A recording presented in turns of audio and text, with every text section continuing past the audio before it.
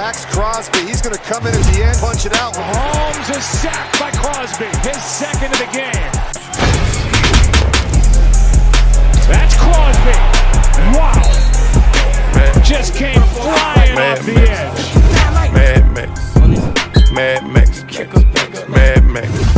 What is up, y'all? Welcome back to our huddle. This is The Rush with the one and only Maxx Crosby. I'm your co-host, Brogan Roback. We got our degenerates we love with our whole heart DT crew. We got Slime in the building from behind the lens. We appreciate you guys tuning in once again. Before we move any further, if you haven't already, please like, subscribe, comment down below. We got 2 signed jersey giveaway from the one and only Maxx Crosby at 10,000 subscribers. So lock in if you haven't already. Don't be late to your own race. So it's week 8, episode 5 here at The Rush. Detroit Lions holding down the Den, taking on the Las Vegas Raiders. Final score 26-14, Lions on top. Maxx absolutely ate up the game, 8 total tackles, 5 solos, 1 TFL, and a forced fumble down on the goal line. I mean, the boy was eating in a homecoming for everybody. So, Maxx, appreciate you, man, off the long flight. Opening thoughts, kicking on to you, coming back for a homecoming game and playing in Ford Field.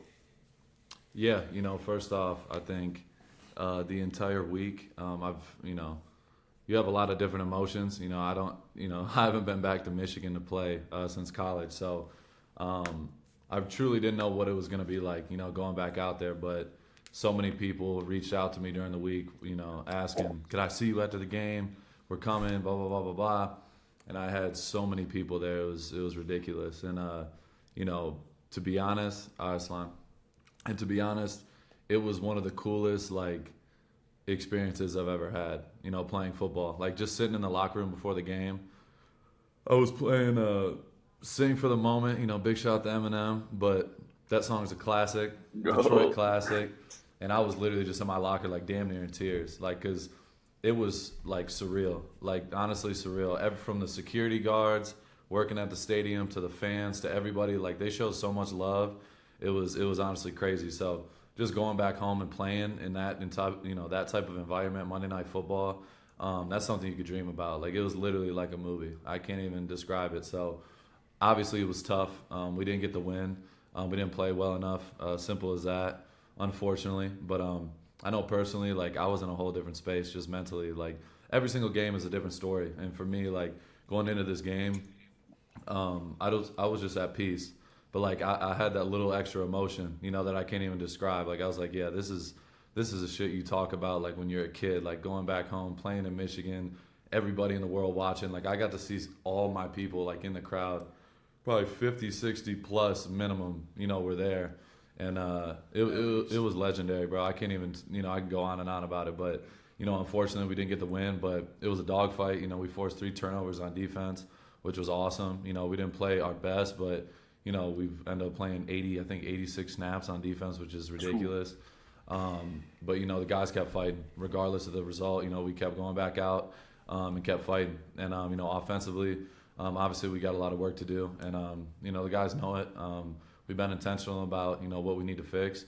And it's just about action, at this point. So I believe in those guys. I believe in, everybody on the defense. And we just got to find a way to go get a win this week. We got a short week. We can't let this multiply and turn into something worse than it is. We got to win. Now there's, the room for error is super small. So that's, the crazy thing about this league is no matter what the result is, you got to go back out and turn it around and go get a win. So it's a week-to-week league. And I know the guys are excited. We want to go back out there at home and go get a big win versus the Giants. So we're definitely looking forward to it. Yeah, the energy was crazy in there. You said it, from security guard to your old teachers or whoever the hell was in there, coaches, players, everyone was showing you love. I know we were sitting right in the middle of the Lions Den, like I said, and it's kind of be maybe weird for you in a sense where you're getting so much love from opposing fans, right? We're hearing the Lions fans going right at the Raiders, fuck the Raiders, and then they're but we love 9-8. We love 9-8. So it's just crazy, being back there and hearing that. It's super cool for us to hear, but I know it's got to be cool for you and probably pretty nostalgic sitting in there in the locker room back in Michigan once again. I'm sure of it. So yeah, I thought it was sick. Doubt, bro. Yeah, no it was doubt. Sick. Yeah, it was crazy, bro. I can't even describe it.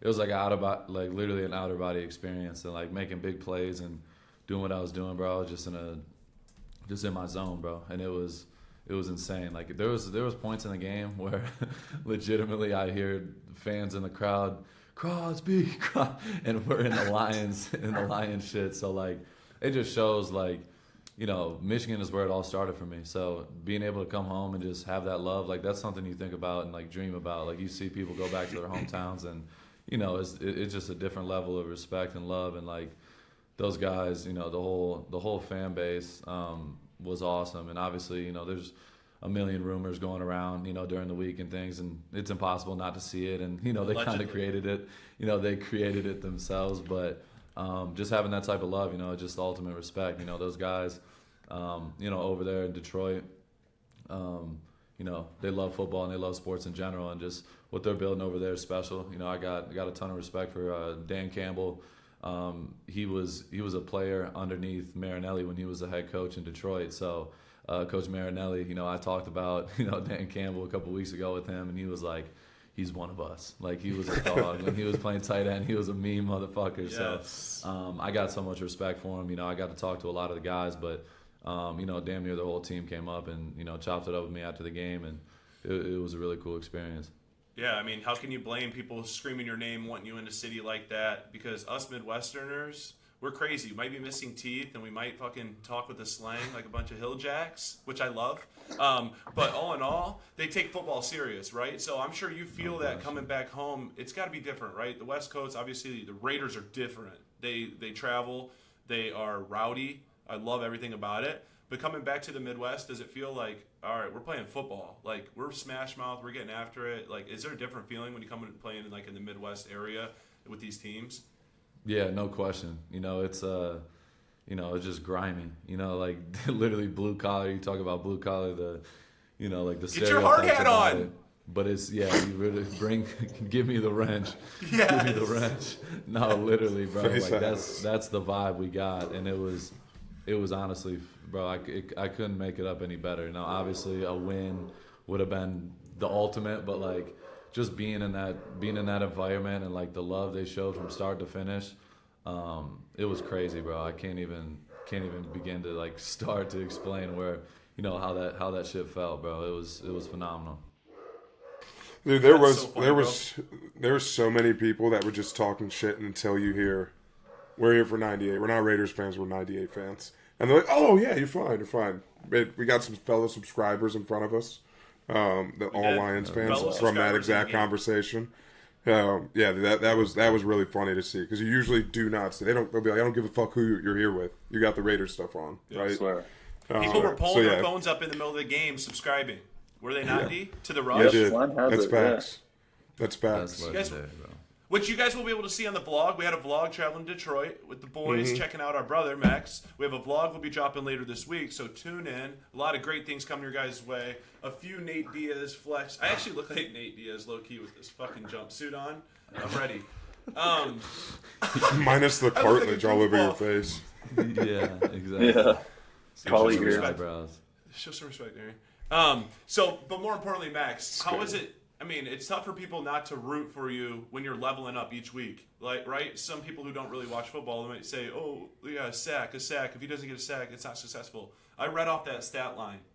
You're affecting the game in so many different ways. Is that, obviously, it's something that you hone in your personality, your characteristics out on the field. And we know you're going to do that every single week, and you're going to bring it. Do you feel like the defense has taken on that type of mentality? Because, like you said, holding the 3 field goals, if I'm not wrong, early on, keeping the offense in it while they're struggling, moving the ball. Do you think that's something the defense is kind of just honing in on? Because you guys are playing good ball as a unit. Yeah, no question. You know, I feel like, you know, we talked about it on the previous episode, but, like, we talk about being the reason why we win. You know, we want to win games as a defense. So, you know, we made some plays, no question, like, held them to some field goals in critical situations and had 3 turnovers. Marcus obviously got the fucking pick 6, which was nuts. You know, Luke Masterson comes in, forces a fumble in his first start, I believe. And then I got one at the goal line too. I ripped it out, and like that's like, you know, that's what it's all about. You know, as a defense, you got to take the ball away. You know, it really comes down to the turnover battle in the NFL, and it's so important. And like we've been getting more and more turnovers. There's obviously things we could button up, but like, yeah, you know, on a personal level, You talk about leveling up, like, and I text y'all this all the time, like, more is required. I got to be better next week. Like, that shit, like, I feel like whatever you put out into the universe, like, whatever energy you're putting out there, whatever you speak about, like, that shit really comes to life. Like, if you live that way and think that way, like, it's almost like a form of brainwashing yourself. But, like, that's how I carry myself every day, because I know what I want and I know where I'm going and what I'm chasing. And every single week, bro, I take it personal. Like you said, like, I want people to see what I'm doing, and I want to play the game at a different level than everybody else. And I say it over and over and over again, but, like, this shit is my life. Like, I put every fucking thing into it, every bit of sweat and energy and attention to detail into being the best player I can be. And so the stats at the end of the day, like, they don't tell the whole story. You know what I mean? And that's fine. Like, some games I could have 3 sacks and 6 TFL, whatever it is. But some games, like last night, like, I had 8 tackles, some TFLs. I had a bunch of run stops, a forced fumble, like, just affecting the game in any possible way I can. Like, that's how I'm going to separate myself, and just the amount of plays I play and how I, playing them at a high level the whole time, not like drop off or just staying out there because I want to stay out there. It's like, no, I can play that many snaps and still be ultra productive at the same time. And that's how I feel like I'm separating myself. So obviously, like I said, I got a ton of work to do, but I'm on a mission. As simple as that. Like, I want to be the best in every single phase, from pass rushing to fucking the run game to everything. Like, I want to be the best, and I'm chasing that every single day. So yeah, bro, it fucking gets me going. I get fired up. I'm ready to rock again. But 100%. Yeah, bro, got a lot of work to do. As a team, defense. I feel like we're getting better and just staying. We're staying tight knit and staying closer and closer. So I'm fired up about it, bro. We just got to keep going. Keep going and not let the bullshit affect what we do. 100%. I mean, you can tell it's obvious you're leveling up. I mean, I was dead ass serious when I looked at you after the game when we were talking with you, and I was like, "You're different, bro." Like, you know what I mean? You are, though. And I meant that because it's obvious to see. Like, I know and you're so honed in on what's going on in the moment type of guy. But I'm just letting you know, man, from the outside in, it's not mistaken. That's why the Raider Nation has to love you. They do love you because you put it all out there. You're a Raider for life. So that being said, though, Max, to get on the right track, like, what is the message? What do the guys need to do? What do you guys need to do as a team to get on the right track? Because, like you said, your backs are against the wall right now. It's do or die, right? Hunt or be hunted. Yeah. So what do you think? I know Raider Nation is obviously probably very curious, but just your thoughts in the direction of the team and what you guys need to do in order to be successful and to complete that task. All right, y'all. It's me, Maxx Crosby. Got my brothers here with me, Brogan, DT, Creel. Obviously, there's been a lot of news, a lot of big breaking news in the last 24 hours. So we had to, make a little audible and get back in the huddle and get to y'all, the fans, most importantly. So clearly everyone saw last night we're making a change, as far as the front office goes and our head coach. I want to start with, first off, just giving my thanks to Coach McDaniels and Dave Ziegler. Obviously, there's a human element and there's a business part of it. And, the second I got the word that Coach McDaniels was going to be our next head coach, he reached out to me right away. Couple months later, ends up, giving me, a life-changing, contract, extension without ever coaching me or anything like that. So it just showed, his commitment to to me and my family. So, I got to show a ton of love to Coach McDaniels and Dave. Obviously, it's a business and this is just a part of it. Everybody ends up getting fired in the end, at the end of it, and that's just the rough reality of it. But first off, I just want to say I got a ton of respect for those guys and wish them the best moving forward. But obviously, we're on to new things. It's already Wednesday. We had to jump in here again and do this announcement because, so obviously time is of the essence. We had to get our brothers together and come to you guys, raw and uncut. And moving forward, we got our boy Antonio Pierce stepping in as the interim head coach. AP has been incredible ever since I got here. He's as real as they come. Everybody that's asked me, I say the same thing. He's as real as they come. You know exactly what you're going to get from him. Obviously, being a former player, he won multiple Super Bowls playing in New York with the Giants on those great teams. He was a captain. So he just has that element of understanding the player's perspective, but also being a coach. So he can relate on both levels.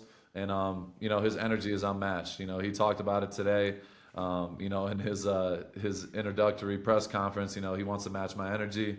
I already sent him a nice little text saying no fucking chance. But he was laughing and, just having a little back and forth. But, AP, is going to do a great job. We're super fired up about it. Obviously times are tough. You got to think about the families involved. Obviously people losing their jobs. It's tough. But we're on to the next, on to the next thing. And so I know Raider Nation is fired up about it. We have another guy, a real Raider from day one. He's from Compton. He's been a Raider fan since he was born. So I feel like AP is going to come in and do an incredible job. And, the energy was off the charts in the building today, and everybody's fired up. So massive respect to McDaniels, Dave Ziegler, obviously. But now we got to go beat the Giants. 100%. I mean, Antonio Pierce, absolute savage when he played. The press conference today had everybody ready to run through a brick wall. I know it had this group in here ready to go, so I can imagine how it was inside the building today. Let me ask you this, Max. You're making your way, obviously, to the inedible. Your third head coach, really technically your fourth with Antonio Pierce, if you're counting interim coaches. What does Antonio Pierce bring to the table that you think is going to differentiate himself? And I think he's going to be pretty much staging to the world like, hey, I want this job right here, and I think I can lead this group of men. What is your thought, and what do you think that he brings to the table that is perfect for Raider Nation and, more importantly, for you guys, being he's on the defense side of the ball with you for so long? Yeah, I think it's kind of cliche, but at the end of the day, it's really fucking hard to find a leader of men. Antonio Pierce being a former captain, and then being a coach, being with him on a daily basis, he's unanimously respected throughout the building. So when I found out it was going to be him, I was like, fuck yeah. Like, everyone was fired up. We're all excited. Obviously it's bittersweet at the same time, but this is the NFL. At the end of the day, we got to go play a game in 4 days. So we're fired up about it, and AP's fired up. The energy was ridiculous in the building today, and we're just ready to go. So it's super exciting. We get to get on the field tomorrow for the first time, with the new regime, and he just kept it real. He just said it's us against the world. He goes, nobody thinks we're going to go out there and have success, and we're out there to go prove that we're going to do the opposite. So I'm super excited. Like I said, I can say it a million times, but everyone's got the ultimate, respect for the guy. Antonio Pierce is an OG. Me and him have a great relationship. We chop it up on the daily, so I'm fired up for him. He's earned the right to, step into this position, and we're fired up for him. Yeah, the boys are fired up. We're fired up, like I said, and I know Raider Nation is really, really in tune and ready to go. And you said that you sent him a text, and he talked about that a little bit today. Speaking of a tweet, Pierce wants more out of his defense, less penalties. He said, quote unquote, we play well for a while, and then what the hell? I love that. Need less long drives and for more guys to meet Maxx at the quarterback and party. I need to match Maxx's energy the next 10 weeks. Can he do it? And is there a competition going on right now? I kind of like it. Yeah, no, it's funny because, like I said earlier, I texted him immediately and I sent him that, and I'm like, good luck, basically saying good luck, no chance. And he sent it back laughing, and he was all fired up. But that's just him, bro. Like, he's as real as they come. And like, on the sidelines, me and him have those back and forths all the time. Like, I have that energy where I'm on demon time. Like, when I'm on the field, I'm in a whole different place. And like, AP can understand that. So he gets me on game day, and he knows what gets under my skin. And like, just saying the simplest shit, like, I'm not doing enough, I'll be like, all right, motherfucker, watch this shit. I'm like, watch this shit. And we're talking like, well, fucking show me something. Show me something. And so we have those interactions all the time. And so, yeah, a guy like that, like, that's who you want to run through a brick wall for. So, yeah, I got so much respect for him. We have a great relationship in the first place. But, being in that position now, everybody kind of gets to feel his energy, because the offensive guys, don't typically get to be around him as much and kind of feel how he is on a daily basis. So, yeah, I think obviously the whole introduction today, the team meeting was lit, and we're definitely fired up, going into this week. Well, my dad's from where he's from, right? Where AP's from. He's from LA. He's grown up a Raider guy. And he's always talking about the Raider way, right? What can you guys do, and maybe a little message to Raider Nation, what you guys are able to do with you're at a halfway point in the season now. What can change, right? I mean, you've still got 9 games to play, right? You got a bye week coming up. You got 9 games left. What can change now? What are you guys going to be able to do and get back to that Raider way? Yeah, we were talking about it today as I was leaving the building. The few people on the staff and players, and there's nothing like being a Raider. And you can't fake it. You can't halfway be a Raider. Like your dad knows, there's no such thing as being a halfway Raider fan. Like, you're either a die-hard or you hate the Raiders. So there's no That's in the between. truest statement So I've ever heard. yeah, like, they're all in. And like, being a player, like, I've embodied that since day one. I love being a Raider. I want to be with the Raiders my whole life. It's like a big family to me. So there's a certain, mystique that comes with being a Raider, and I try to embody that every single day. It's about being the baddest motherfucker in the room, not taking shit from anybody, letting your nuts hang. That's what it's all about. Being different than everybody else, being that outlaw on the field, and that's how I carry myself, and that's how I try to bring my teammates, along with me. So, I feel like AP fully embodies that. He's 100% genuine and honest, and he's straightforward with everything he does. And I feel like the guys are going to cling on to that. And like you said, we have 9 weeks left. We have 9 games. I train all year round these guys. Everybody puts in so much work to get to the season, just to have 17 opportunities to go out there and perform. So regardless of what's going on the outside, of what people think or what they're saying, we got to go out there and go win. It's simple as that. So no matter what it looks like Al Davis said, just win, baby. That's literally our motto. It's us against the world, and we're ready to put that on display, the rest of the season.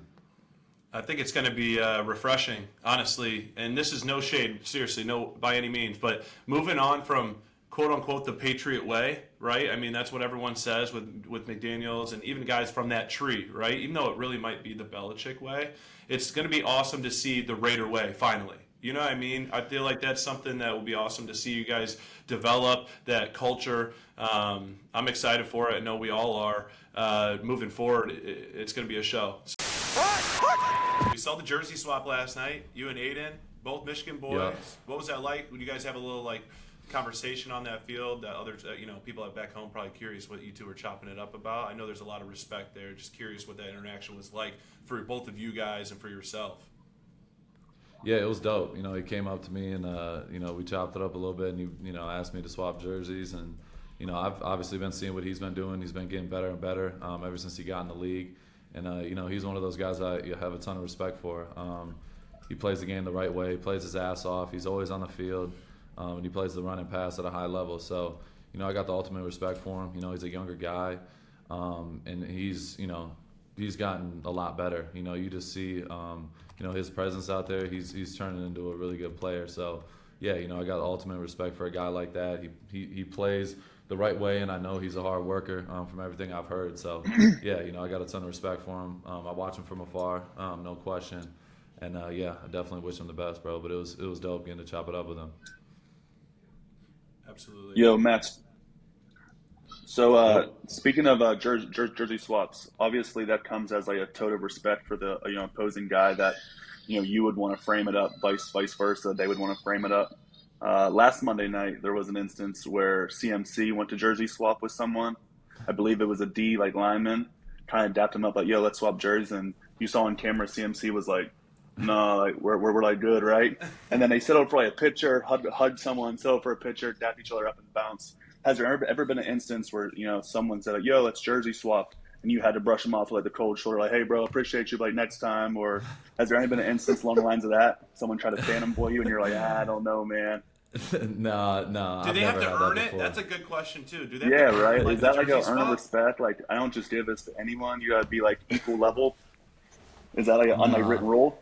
Nah, honestly, for me, bro, I don't know what happened in the McCaffrey situation, but there's only a video. I don't think anybody knows the background. So yeah, for me, bro, it doesn't matter. At the end of the day, last week, Darnell Mooney came up to me, the receiver from the Bears, and he was just, we were chopping it up. I've never met him before, but I've seen him. He's was on my fantasy team a couple years ago.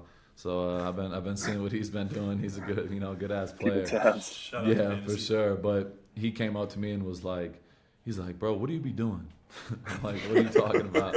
He's like, bro, like, I just never seen the D lineman like play as much as you and play at that like high, play at that level, flying around and doing it all game. He's like, bro, what do you do in the off season? He's asking me a bunch of questions about training and how I take care of my body and all this shit. And he was like, bro, let me get your jersey, bro. He's like, do you care? Do you mind? I was like, bro, of course. So yeah, it doesn't matter, bro. Like, you can be fucking Aaron Donald or whoever it is, bro. We're all in the NFL, and for me, it doesn't matter. I could give it to a practice squad guy. That none of that, really matters in my eyes. Do you typically ever go to the locker room with your jersey, or is it an every week instance? Yeah, typically, like, I'll usually be like, yeah, I'll send it to you in the mail. Like, I'll shoot it over tomorrow or whatever. But yeah, bro, sometimes it just depends. Like, there's, I have so many damn jerseys, and I've given away a ton as well. So, it's like the ultimate respect, bro. Like, I got a crazy collection now. I got fucking from everyone from Aaron Donald to Chris Jones to shit.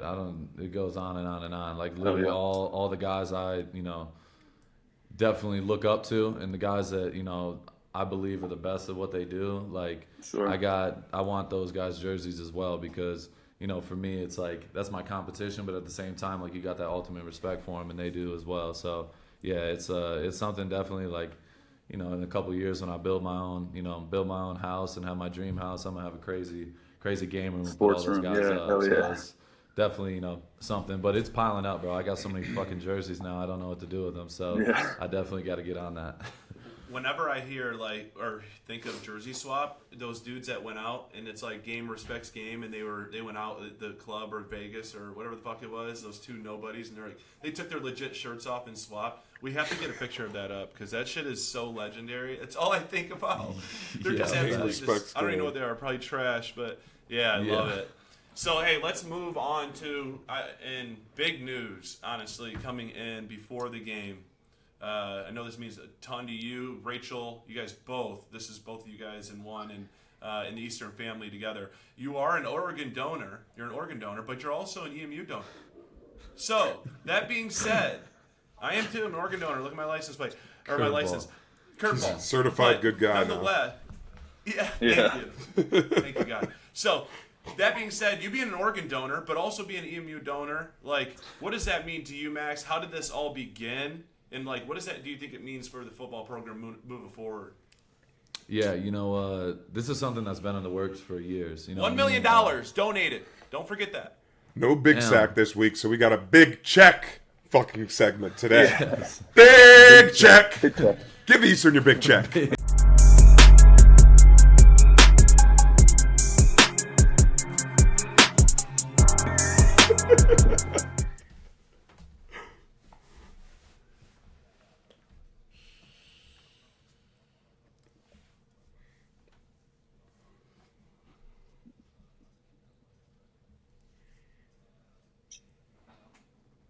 He obviously wants me to, I want to help. He wanted me to help, but it all comes in timing. I tell you guys this all the time, but it's all about the right timing with everything in life. So for them, like, they would come to me with like, hey, we want to get this type of camera. Do you think you can, like, do this for whatever? And I'm like, for me, I don't want to do it small. And I told him that from the jump. Like, I want to do something big, and I want it to be at the right time. And, we ended up coming to terms, and, we were at a comfortable place, and, obviously they ended up giving me the honor of naming the field. They're going to name the field after me.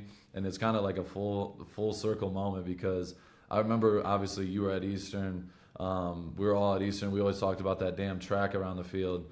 And I was always talking about, like, bro, we need to get this thing out of there. And Creighton would always mention, he's like, yeah, next year we're going to, but it just never ended up coming to fruition. And now it's going to say Crosby Field on both sides, and where the track is, is supposed to be. So they're digging that shit out, and be a part of taking that track off the field. So it's a full circle moment, but, like, it's something I've been wanting to do for a long time. I feel like at the end of the day, like, the most successful people I know, and some of the best mentors I have, they all say the same thing, but you got to be able to give back. No matter how much money and success you have, like, the people that hold on to it and are selfish and don't give back to others, I feel like in the end you're never going to be happy, and you're never going to win. I feel like the ones that give it back, it always comes back twofold. So for me, it's the least I could do, bro. That's something I'm very strong about. Like, I don't care if I'm going to a restaurant and whoever it is, or if I'm going to the drive-thru, like, I always give the most ridiculous tip to people because I just feel like at the end of the day, it's always going to come back, even bigger. And that's something I got from Dana White as well. Like, you should see this guy when we travel. He fucking, every single human, he's just dishing out hundreds and whatever. And I'm like, I asked him about it. I'm like, what do you do that for? He's like, that's just how I operate. I feel like you gotta, I'm blessed enough to have, the wealth and all these things. And I feel like it's for a reason. I'm meant to help other people, that aren't as fortunate and don't have, the means like me. So for me, I look at it the same way. And that's just how I live my life. I feel like, giving back, it's only going to end up, coming back even bigger in the long run. So yeah, being able to help Eastern, a team that's, a program that's been building for years and years now, being a big part of, taking another huge step forward it was super important to me. So I'm obviously fired up. Rachel's fired up. And we're super excited, bro. Boss moves, bro. We had the chance to go down there this weekend for the Western Eastern game.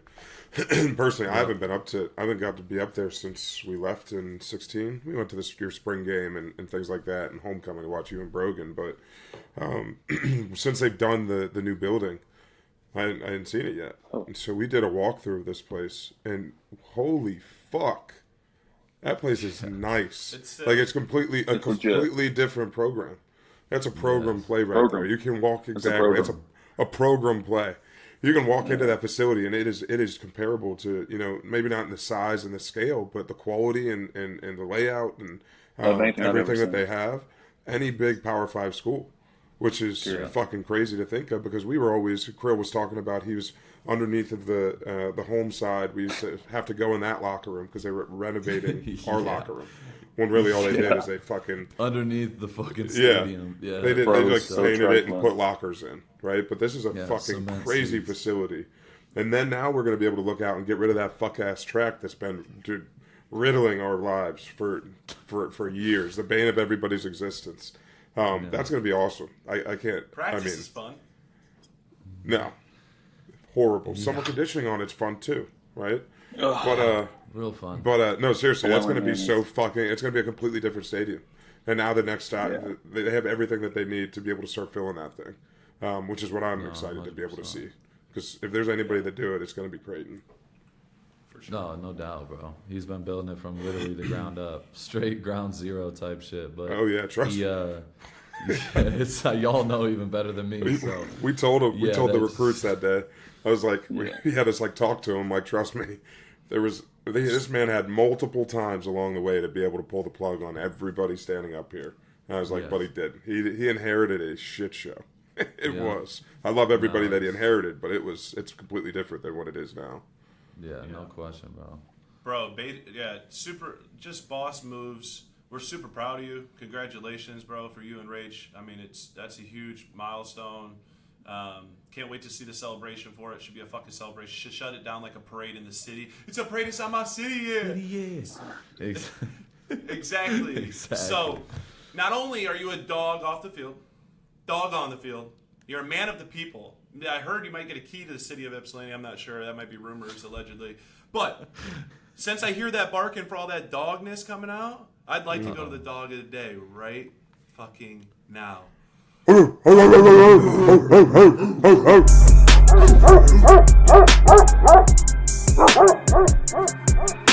All right, y'all. So for the dog of the day, I think this one goes, a long way because our boy Marcus Peters. There's really not much more you need to say. Marcus has come in.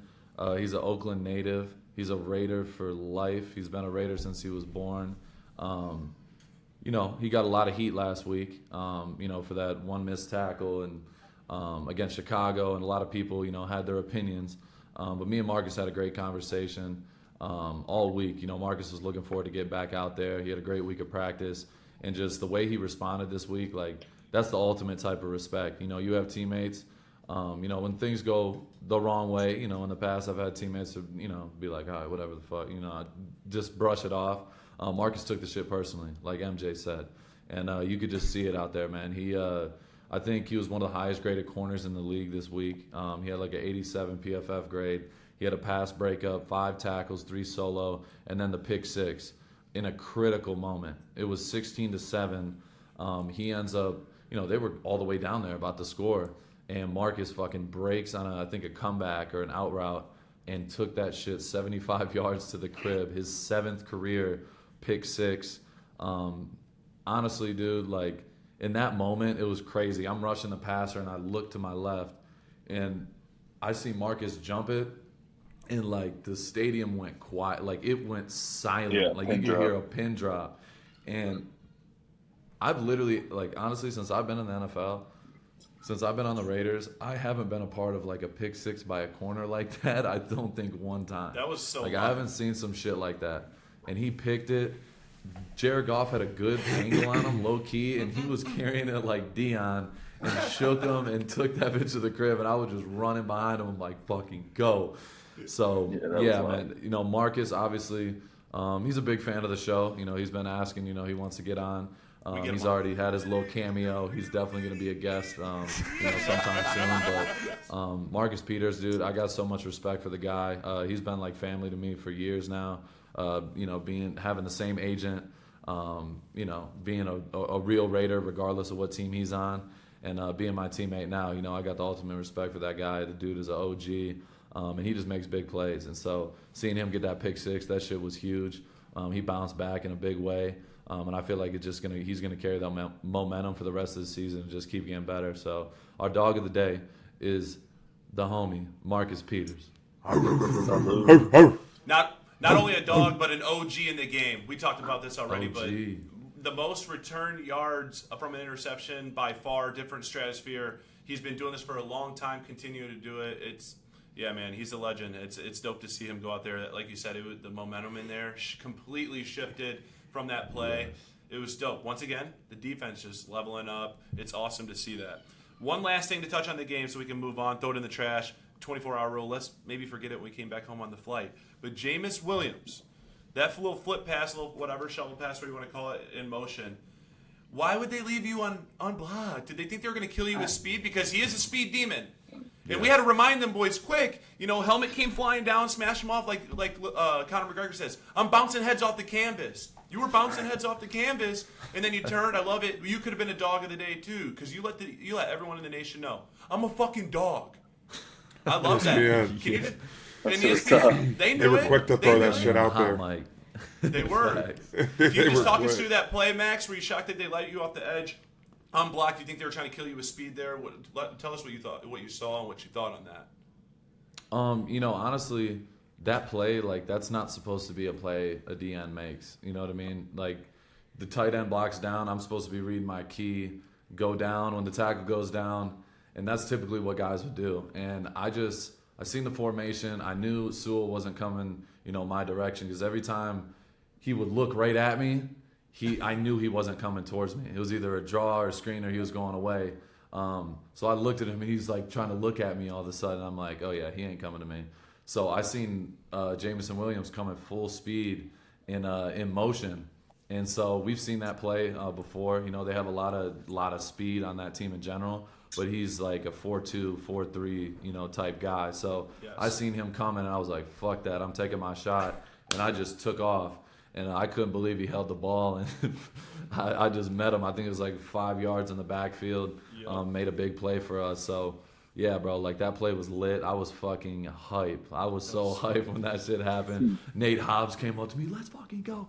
He was all in my ear. Luke Masterson, quiet dude. He was so hype. He had the biggest smile on his face. I'm like, yeah, bro, like that was a big play in the game. And, it was just natural instinct watching film, seeing what they do, and just seeing a guy like that. You see, on their team, they got, 14, who's a gadget, speedster, great route runner. They have all different types of guys that do jet sweeps and things like that, but you see number 9 coming, you're like, yeah, he's in the game. They're going to try to get him the ball, in some space. So I just, had to react and make a big play. So that shit was, definitely lit. It certifies the plays. Yeah, he does. Concussion protocol, I don't know. Honestly. Bro got up looking. He probably has a hip just like yours, bro. Swear. Dude got up looking just drunk. Yeah, and I didn't even know either, bro. Like, I had no idea his helmet even rolled off. I was just hyped, and I'm looking in the crowd. I'm hyped. I came to the sideline. No, literally. And I think it was Timo, our safety. He comes up to me. He's like, bro, you knocked his fucking helmet off. I'm like, what are you You got knocked the fuck out! No, but literally. I'm like, I had no fucking clue. I didn't even know his helmet came off or nothing. And I seen the replay. I'm like, oh, shit. Yeah, so that just added a little Makes it even better. Sure. We didn't get to do any of the Big Sack. Good question there, Brogan. But genuinely, I don't know. I know you guys have probably seen it, but Baldy's breakdown this week. No free shout-outs, but shout out to Baldy because, he's the legend in the game. Yeah. Gives an absolutely unbelievable perspective to the way that you're able to defend the run, right? And so if anybody hasn't seen that, just go look at it. October 31st, Tuesdays, Baldy breakdown. It's a good one. You got to. Baldy is an absolute legend, like we talked about. The dude has been my number one supporter since I got in the league. So, yeah, that guy, he highlights the things that people don't really, give guys typical flowers for. People talk about edge and they talk about, all right, he's a pass rusher.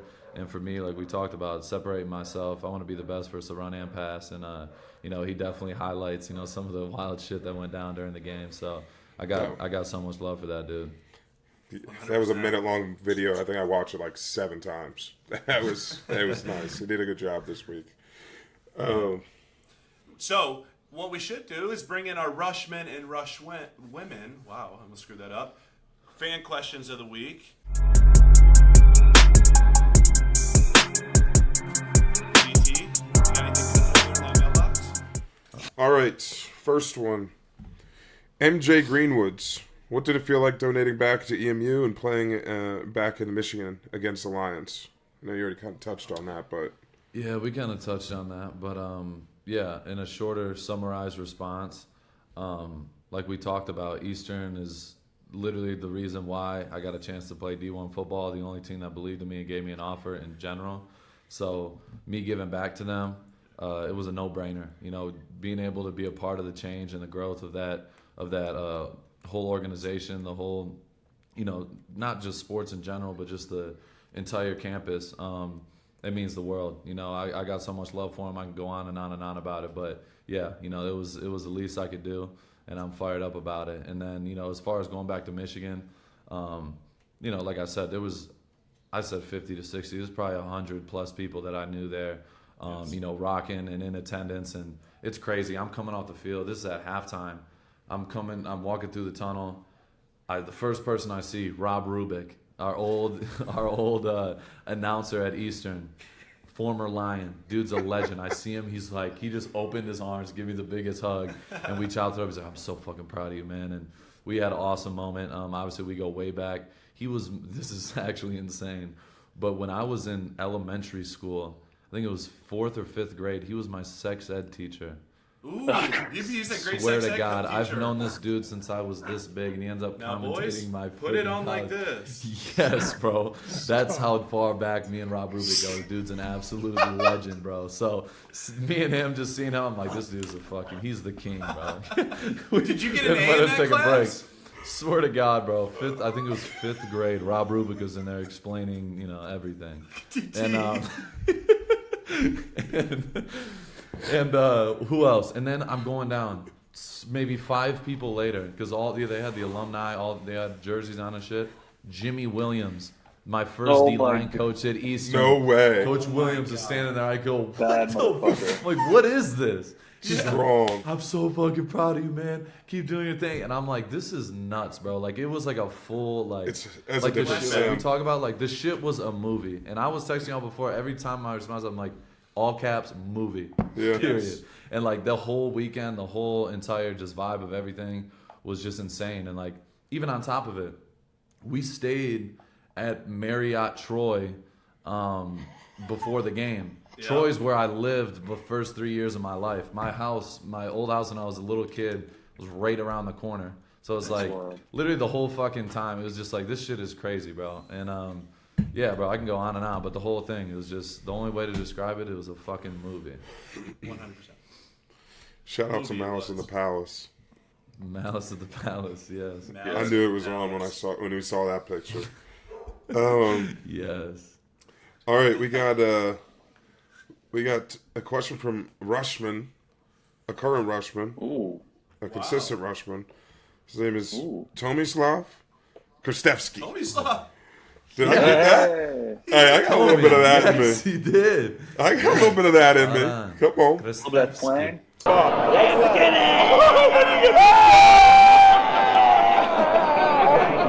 Yeah. It's my cousin, though. If y'all don't know, it's my cousin, Tomislav. Shout out. Big shout out.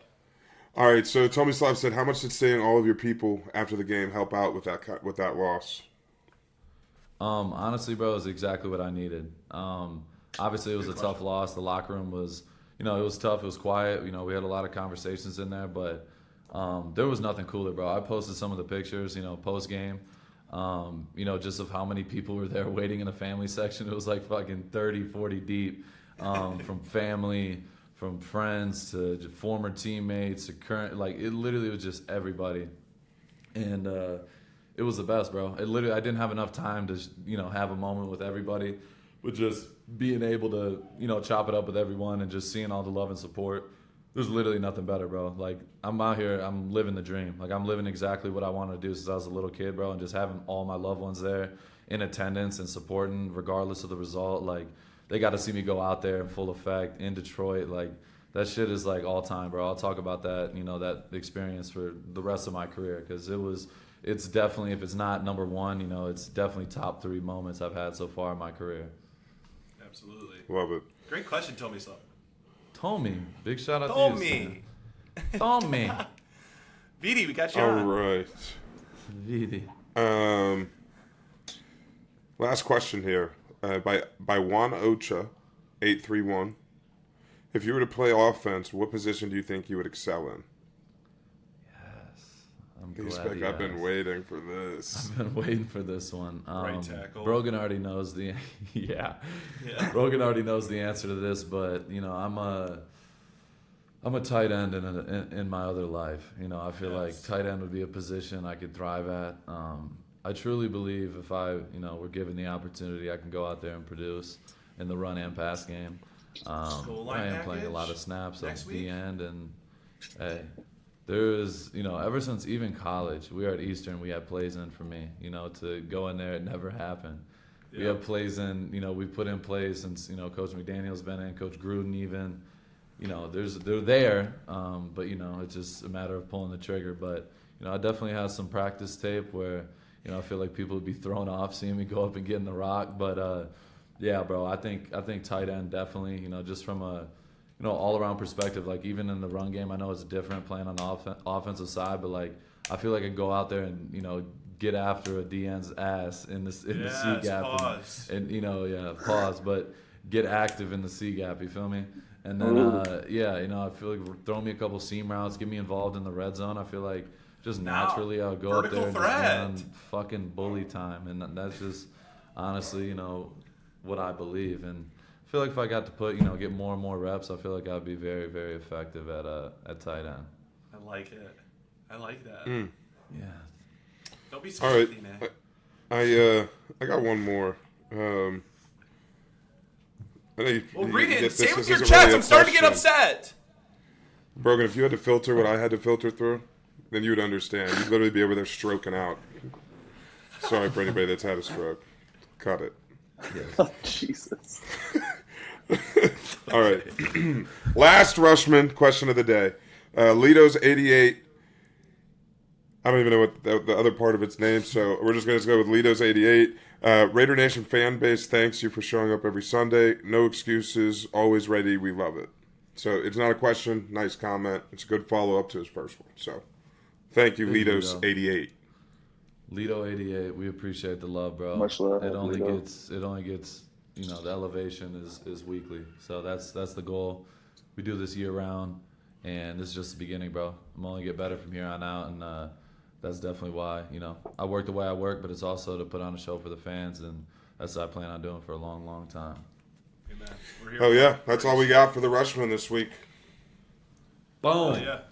Thanks for the fan mail. Keep them dropping, boys and girls. We appreciate it. You guys are part of this journey, part of the family. Y'all are part of the family, bro. Y'all are the, what we'd say, the gas to the fire, the fucking, I don't know. The salt to the steak. The salt to the steak, the fucking onion Peanut butter to the to turkey the jelly. burger. I don't know. Onion to the turkey burger. Turkey burger. Yeah, no, that might be a really- new one. Really flavorful. Yes. You could Max trademark has that to one, I'm sure. Max has too many healthy meals in his house. So that's what he's reverting back to. Yeah. But you know, this guy hasn't had a cheat I meals in had seasons. turkey burgers for lunch today, so yeah. Okay. How dry were they?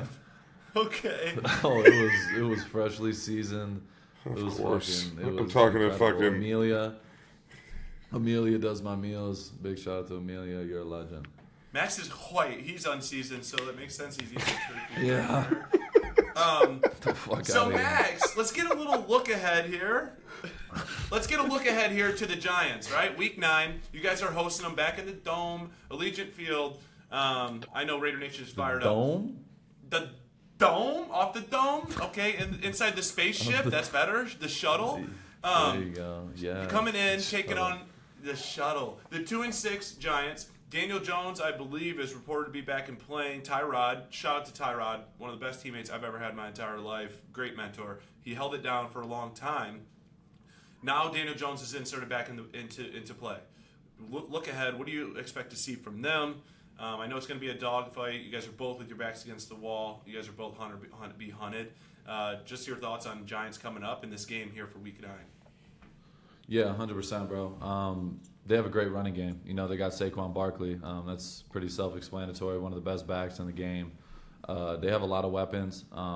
They've had some injuries, unfortunately, but like you said, Daniel Jones would be back in the lineup. It would be my second time playing him. I played him a few years back, the year we made the playoffs. But yeah, bro, you know, they're well coached. You know, Brian Daboll coming from Buffalo, he was with Josh Allen for years, and he's originally a Patriot guy. So him and Josh McDaniels got some history for sure. So you already know they're going to be, they're going to be ready to go. And like you said, their backs against the wall, our backs against the wall. It just, it's going to call for a great football game. It's going to be a dogfight from start to finish. And they got some guys over there that can play on the defensive side as well. From we talked about earlier, Dexter Lawrence, Kayvon Thibodeau. They got a lot of talent over there, and on both sides of the ball. So yeah, it's going to be a dogfight, no question. Absolutely. We look forward to it, bro. I think Curly got one for him. Send one in over there to the boys. Yep. You're got it. Yeah, so considering that yourself as, one of the best, if not best, two-way player on defense in terms of stopping the run, blitzing the pass, or blitzing the, QB. On the opposite end now, coming up on Sunday, Saquon, kind of the same deal, right? One of the better receiving backs and obviously one of the better running backs altogether when I'm healthy. What's the biggest, takeaway when you're watching film that you're going to try to exploit or at least slow him down, kind of get to him early? What's the key that you're looking forward to more or less slowing him down? Yeah, a guy like Saquon, you got to be accountable, like you said, for the run and pass game. He's one of those guys that he can catch screens, he can run routes, he can, catch the ball at the backfield different ways. Obviously, he's a downhill runner, but also has that shake to him. Sure. He's just an all-around great player. So a guy like that, you got to be accountable, for him on all levels at all times. So I got the ultimate respect for him. When we played him the first time, we played the Giants. He wasn't playing, but I definitely look forward to playing him. He's one of the best in the game, and that's those are the matchups you look forward to, regardless of position. When you're out there with another dude who's a perennial Pro Bowler, one of the best. You want to go out there and flex a little bit and show who's the best. So Saquon got a ton of respect for him. Dude's a dog, and it's gonna be, like I said, it's gonna be a dogfight from start to finish. For sure. And then ex-teammate coming back home as well, Darren Waller playing. What's your first thoughts on that? Going up against him rather than not. Obviously you cheer him on, but now you're able to tackle him. It's not practice; it's a live game. You're on opposite ends. What's your thoughts there? Have you all talked about it, him coming home or not? No, we haven't talked about it. Waller, obviously is is a brother to me. He's one of the people that, help in my process of getting sober. Just being able to look at him, on a daily basis and see how he, was able to change his life around. So, this shit goes way past football, when you talk about Waller, but I'm not sure if he's going to be playing. I know he's a little bit banged up, but hopefully he'll be out there. And I definitely, look forward to getting after his ass and, hopefully get the match up a little bit. But I love Darren. That's my guy, and I'll definitely reach out to him this week. Might be another jersey swap moment there. And then let's transition here. In other news, not so much news, but it is very big news now. Trade deadline just closed out here tonight, actually. 2 big names left at the same team, and 2 guys who play the same position as you. Montez Sweat heading over to the Bears for a 2nd-round pick. You got Chase Young heading over to the Niners, which is fucking insane to me, for a 3rd-round pick. They're in your division. Just your first initial thoughts on that. I'm very curious. Yeah, honestly, it's crazy, bro. You just see the Niners just loading up on D linemen constantly. I think them and Philly, those 2 teams, like, they, their philosophy is it starts in the trenches, and they got great O-lines and they have D lines that have literally too much depth. You know what I mean? They have so many guys. It's like they just keep loading up and getting more and more pass rushers. So, the Niners, they just got Randy Gregory 2 weeks ago. And obviously Randy, he got cut from Denver, but they're kind of doing switching things around with Sean Payton. So it's not like he was playing bad football or anything. Like, he literally just got extended last year to a 5-year, like $70 million deal. So he got paid for a reason. He's a really good player. And, they got him as like a backup now. And they got fucking Chase Young, Nick Bosa, Vernon Hargrave, Eric Armstead. Like, literally all those guys are making $15+ million a year all across the front of that D line. So yeah, that's going to be crazy. And obviously Chase Young went to Ohio State too, so him and Nick literally played together. So it's going to be wild to see. And then Montez Sweat, another dude, he came in with me in my draft class. I've obviously been watching him from afar. He's had a hell of a career so far. And, he's super underrated. That dude he's a freak show. Like, he went to the combine. I went up there, I'm excited. I'm expecting to run a high 4.5, 4.6. Yeah, he's a freak. I'm like, okay, I'm feeling good about myself. I'm about to run a good 40. Boom, I run my shit. Montez Sweat goes up, runs a 4.4 like a fucking deer, and takes off. And I'm like, bro, what? 6'6". I'm like, yeah, everyone's just like, okay. Now, yeah, so he's just one of those guys, bro. He's a freak of nature, but he's also a really good player. He's gotten better and better every single year. He's super underrated, and I feel like he's only going to get better. He's one of those guys that you could tell pays a lot of attention to his craft and puts the work in. So Chicago got a really good one. Obviously, they have my former teammate, my boy Yannick Ngakoue over there too. So they got a little tandem going on, and then Justin Jones in the middle for Chicago. Andrew Billings, they're starting to build that D line up, and Travis Smith, he was our assistant coach under Marinelli. He was the assistant D line coach under Marinelli, and he's now the Bears D line coach, and they run that four-man rush with Eberflus and all those guys. So I know Travis is fired up. He's a hell of a coach, and it's gonna be interesting to see how they do. Absolutely. Was there a part of you that was hoping maybe one of those guys would land over there in Vegas? Was that anything on your mind or your radar, getting to line up with, obviously you love the D-line you have. You guys are playing great ball together, but it doesn't hurt to have another guy on the other end terrorizing the quarterback, get you on an island a little bit more. Is that a thought you had to come across your mind as the deadline was creeping up? Honestly, I really, I stay in the moment. I try not to pay attention because you see a million different rumors. Oh, they need to get this guy's going here. Shit, if you read Twitter the last month, you'd be in Detroit. You would think I'm going to be in Detroit. Yeah, exactly. So I really don't pay too much attention to it, but my philosophy on it is how Philly and how the Niners approach it. It's like you can never have enough great pass rushers. So, the more guys you have out there that can do it, you can rotate guys in and everyone's fresh. And, I feel like they're definitely doing it the right way over there. So, yeah, of course, for me, that's my philosophy. Shit, obviously we're doing a really good job. We're getting better and better as a D-line. But, if there's a way we can even get better, I'm all for it. So, it's crazy. Trade deadline's wild. A lot goes into it. But I feel like in this, today especially, it was like a short window. It was like 2 hours and then boom, boom, boom, boom, boom. All this shit's happening. So, yeah, I didn't know what was going to happen. But we ended up, not making any moves. But it's all good. It's all good. Take it with go into war with the people that you got and the brothers that you eat with, right?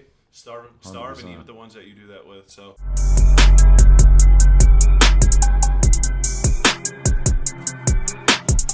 All right, y'all. As a pass rusher, I just got to say this is probably my favorite segment of the show, in my biased opinion. We got our 3 Rushmen of the week. We do it weekly. We give our love to the fucking guys that deserve it, the dudes that are getting after the passer, dominating games. So I got to give some love out to the guys. We got 3 dudes, and honestly, any one of them could have been number 1. Fucking great performances, top to bottom. We obviously roll with our 2 edge rushers, but we got to show love to the guys in the middle, the big boys, the ones that hold down the fort. DT, I know you got a lot of love for them. Have to. So, you just have to. So I'm gonna start with number 3, and honestly, this dude, he could be number 1. But Dexter Lawrence, obviously we're playing the Giants. I don't want to show him too much love, but Big Dex, he came in with me as well, 2019. Arguably, the best Rushman draft class in the past 10, 20 years, just going to be honest. Dexter Lawrence, the dude is a fucking monster. Freak show. I seen him at Exos getting ready for the combine. This dude is enormous and looks and moves like a fucking receiver. It's crazy. I knew he was going to come in and do what he's doing, but just at this level, it's honestly ridiculous. He had 3 tackles. He had a sack, TFL, but he had 15 pressures according to PFF, which is ridiculous. For a D tackle, he's top 5 in the league right now as a freaking D tackle. And this dude plays nose.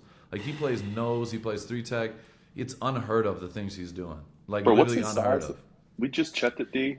He's like He's 6'4", like- 320 at least. Yeah, he's like 6'4", 330. Like, dude is a freak, bro. And he's another guy, Clemson guy. I got to meet him through Cleveland as well, being my teammate for years. And he's just one of the most down-to-earth, quiet, cool dudes. And just seeing him have the success he's having on a weekly basis, bro, I got nothing but respect for him. And he's able to rush from the zero nose, the shade, 3-tech. He's doing it all along that defensive line. So, Big Dex, big shout out to you, bro. Got a ton of respect for you. I met your mom as well at the Pro Bowl. She's a great woman. Showed me nothing but love. Acted like I was her son. So Dex, that's my boy, and I'm definitely looking forward to seeing him this weekend. Definitely got to get that jersey. But that's our number 3. Number 2, Jonathan Grenard, Houston Texans. This dude is underrated. He's been playing at a high level for the last few years. Somebody I've seen, I always hear his name get thrown out there. But I watched his film, and this dude can really play. He can rush. He can get after it in the run game. And, this week, 6 tackles, 2.5 sacks. They took a tough loss to Carolina. I think they lost at a last-second field goal. Yeah. But you see that Texans defense has gotten better and better and better really fast. D'Amico Ryan's got him playing. They brought in D'Amico Ryans coming from the 49ers. They build that defense a specific way. They love to rush, 4 up front. Keep things pretty simple, but they just dominate up front. And you see that D-line continuing to improve, and Jonathan Grenard is a big part of that. 2.5 sacks this weekend on Bryce Young. The dude's just getting better and better. And I think he's another super underrated guy that deserves his flowers because he's, consistently getting better on a weekly basis. And number 1, I'm going to just get to number 1. Obviously, like we talked about, all these guys could have been number 1 this week. All went crazy. And there's even more guys, honorable mentions. We don't want to leave anybody out, but, it's 3. We're going to keep it at 3, and that's what we're going to do. It's elite company. The man, George Karlaftis, the Greek freak from the Kansas City Chiefs, the big white boy, goes fucking hard, plays his ass off. The dude has been getting a lot better. He's only in his 2nd year. He doesn't get as much love as I feel like he deserves, but he's always up there, one of the top guys in pressures. He's starting to, figure out how to get the quarterback down as well, and he's just getting better and better. He came from Purdue. I seen him from afar when I was in college, and this dude is a baller. And he produced at a high level from high school to college to the pros, and you just see him coming, full circle and just, becoming that player, most people are expecting. So this week, 7 tackles, 2.5 sacks, a forced fumble. He went absolute apeshit. They took a loss, but just watching the film, he was everywhere. The dude was all over the place. I don't know how many pressures he got, but I know it was a high number. And he played the run pretty damn well, too. He had 7 tackles. He's just one of those guys, high motor, but also has a lot of skill to his game. He's developing at a really fast rate. And I think people are going to be talking about him more and more. He's a guy, obviously, going against my rival. We hate the Chiefs. But George, we got to meet at the Von Miller Pass Rush Summit this year. He came up to me, had a lot of questions. We had great conversations. So ever since he got in the league, the dude contacted me. He's been really cool, and you could just tell he's one of those guys that really loves football and just wants to get better. And you see that shit coming to life. And a guy like that I got ultimate respect for. And our number one Rushman of the week is George Karlaftis from the Kansas City Chiefs. Round of applause to the squad. What a list. What a Way to list. be elite, boys. Way to be elite. Way to go out there and win it. All right, y'all. We appreciate you more than ever. You already know this is The Rush with myself, Maxx Crosby, my brother, Brogan Roback, my co-host, Darren Terrell, Dustin Creel, EMU legends. We just want to say we appreciate you guys. Like, subscribe below. Everyone keeps showing up, retweeting, sharing, subscribing, liking, commenting.